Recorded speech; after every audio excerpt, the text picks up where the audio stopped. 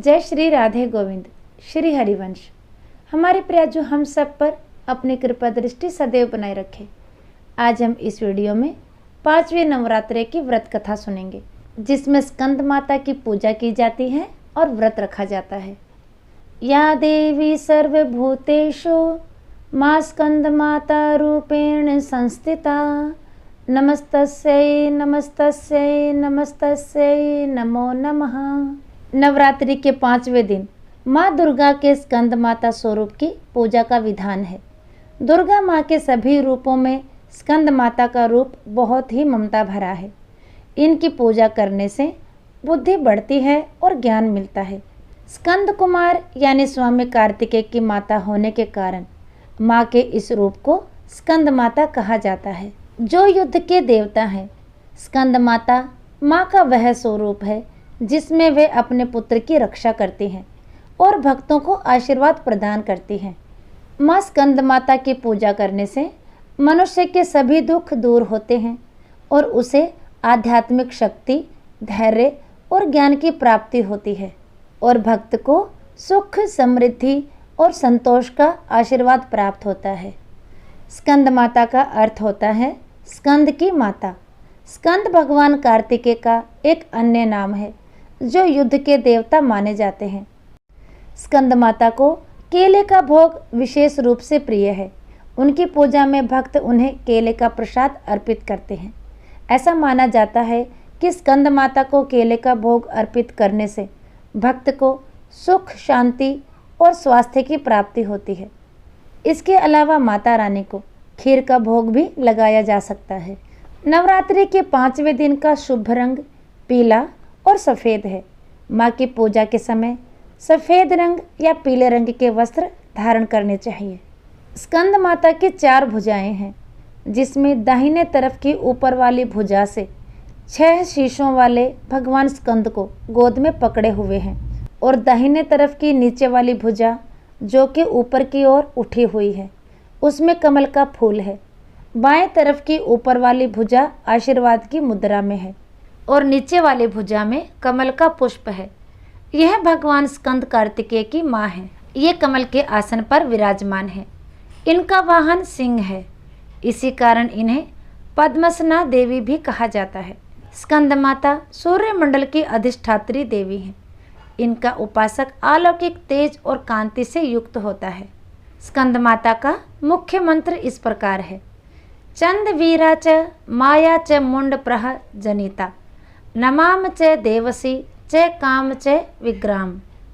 अब स्कंद माता की पौराणिक कथा।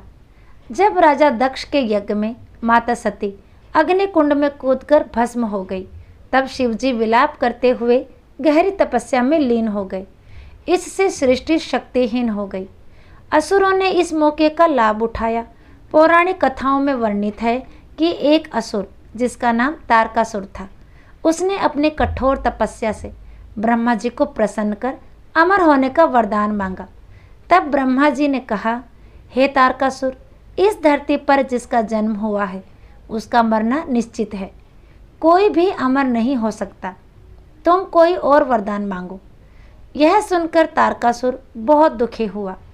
कुछ देर सोचने के बाद तारकासुर ने कुटिल मुस्कान के साथ कहा, हे भगवान, मुझे यह वरदान दीजिए कि मेरी मृत्यु भगवान शिव के पुत्र के हाथों से हो।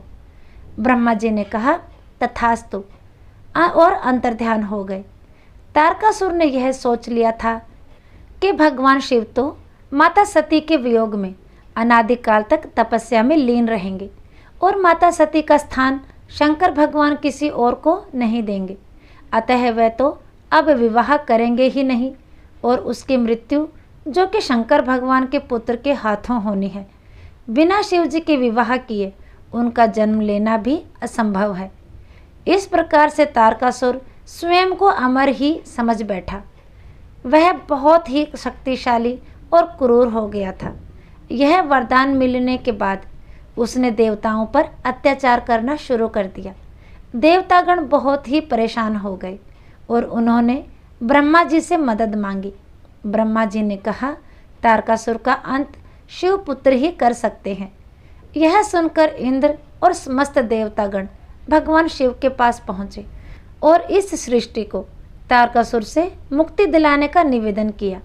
शिव जी ने सभी देवताओं को इस समस्या से मुक्ति दिलाने का वचन दिया। तब भगवान शिव जी पार्वती के अपने प्रति अनुराग की परीक्षा लेते हैं और माता पार्वती की तपस्या से प्रसन्न होकर उनसे विवाह करते हैं। विवाह के बाद शिव पार्वती के पुत्र स्कंद, जिन्हें हम कार्तिकेय कहते हैं, उनका जन्म हुआ।